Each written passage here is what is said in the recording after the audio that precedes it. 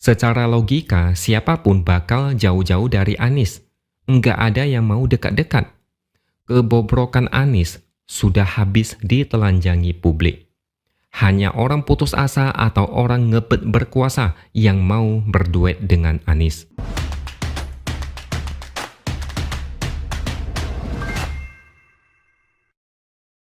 Halo, bertemu lagi dengan saya X Hardy di Opini Siward. Anies memilih Caimin lalu mencampakkan AHY di tengah jalan. Anies berharap Caimin bisa membawa gerbong besar pemilih PKB dan juga suara dari NU. Anies berharap bisa dapat suara besar di Jawa Timur supaya bisa bersaing dengan Ganjar dan Prabowo. Tapi nampaknya Anies bisa saja cuma mendapat gerbong kosong yang tampilan luarnya sangat keren, tapi isi dalamnya tidak ada. Sesudah Anies meminang Caimin, lembaga survei SMRC melakukan survei. Ada 3 paslon yang disimulasikan, yaitu Ganjar Ridwan Kamil, Prabowo Erick Thohir, dan Anies Caimin. Hasilnya, Ganjar Ridwan Kamil mendapat 35,4% suara, sedangkan Prabowo Erick Thohir mendapat 31,7% suara, sedangkan Anies Caimin cuma bisa dapat 16,5%. Sisanya 16,4% tidak menjawab. Ada yang bilang, Anies kan baru saja berduet dengan Caimin. Belum lama. Tunggu beberapa bulan lagi, suara Anies pasti akan naik drastis. Itulah kata mereka. Tapi di survei ini juga dijelaskan, perpindahan suara Demokrat dari Anies terjadi cukup cepat. Sebelum itu, suara pendukung Demokrat juga tidak sepenuhnya solid mendukung Anies. Jadi, suara pemilih Demokrat yang memilih Anies hengkang dalam waktu cepat. Hanya beberapa hari sesudah deklarasi Anies Caimin. Deklarasi Anies dan Caimin dan drama Anies berkhianat pada Demokrat adalah kejadian besar. Saya rasa semua masyarakat sudah tahu berita itu. Kalau ada survei setelah itu, bisa dikatakan efeknya langsung terasa. Kalau Caimin tidak bisa menaikkan elektabilitas Anies, bisa jadi memang begitulah kenyataannya. Dari sini kita bisa mengambil kesimpulan bahwa Nasdem salah ambil keputusan. Memang masih terlalu dini, tapi ini adalah gambaran bahwa Anies mau dipasangkan dengan siapapun, hasilnya tidak akan beda jauh. Kalaupun naik, cuma naik tipis, enggak naik sampai nembus atap rumah sampai ke langit.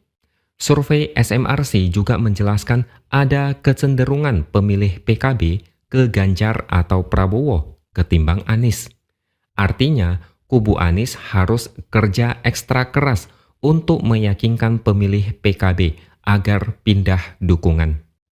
Sebenarnya ada satu lagi survei dari Vox Populi Research Center tanggal 1-7 September. Kalau survei ini pemenangnya Prabowo dengan angka 26,2%.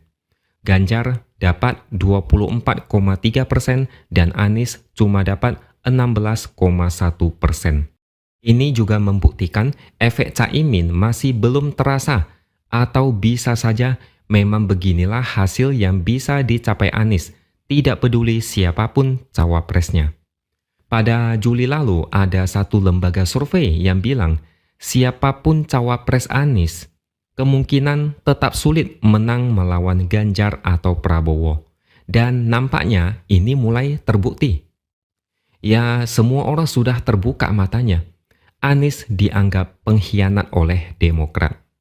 Demokrat yang jago play victim dan main drama berhasil membuat Anies terpojok dan menjadi capres paling jahat.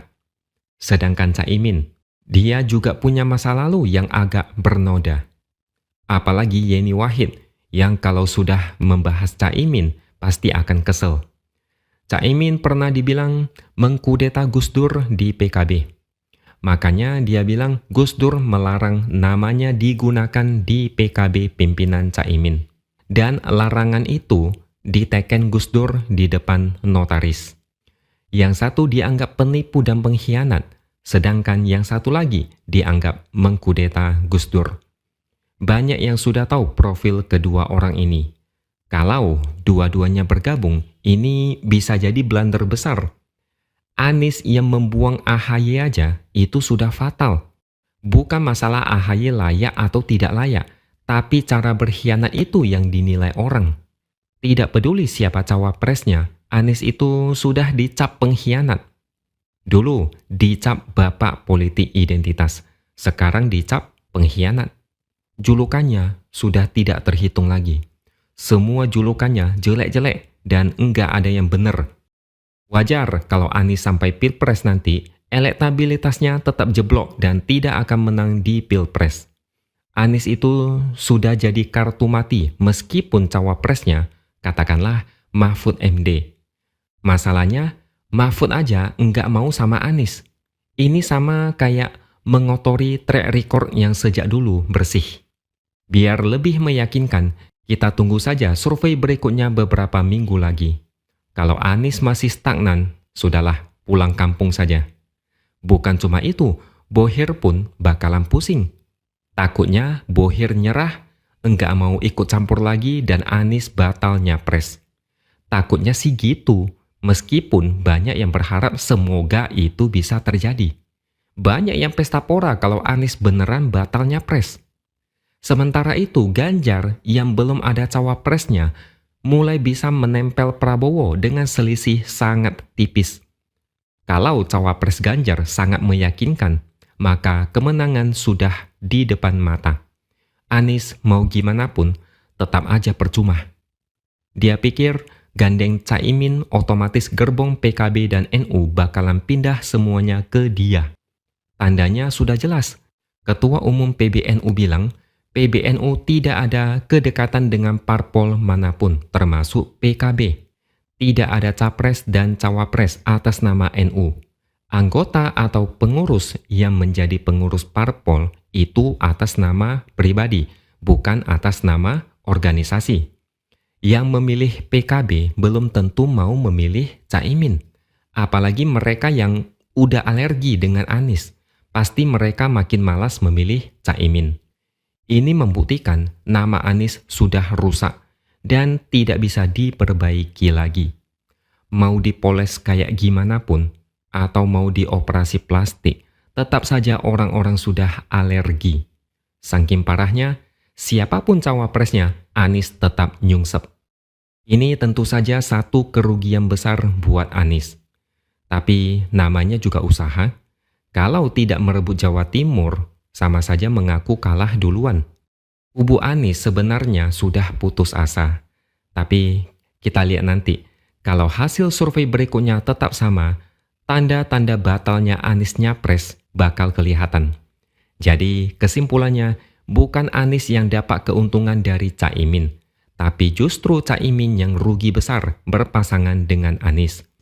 Secara logika, siapapun bakal jauh-jauh dari Anies. Enggak ada yang mau dekat-dekat. Kebobrokan Anies sudah habis ditelanjangi publik. Hanya orang putus asa atau orang ngebet berkuasa yang mau berduet dengan Anies. Dan satu info terbaru, PKS akhirnya resmi mendukung Anies Caimin setelah sempat bimbang selama berhari-hari. Coba pikirkan baik-baik, Anies track recordnya gimana? Caimin gimana? Dan yang paling penting, kita semua sudah tahu gimana track record PKS. Yakin mau memilih mereka sebagai pemimpin?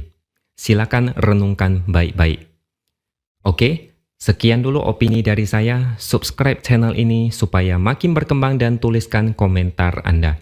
Terima kasih sudah menonton dan sampai jumpa lagi di lain kesempatan.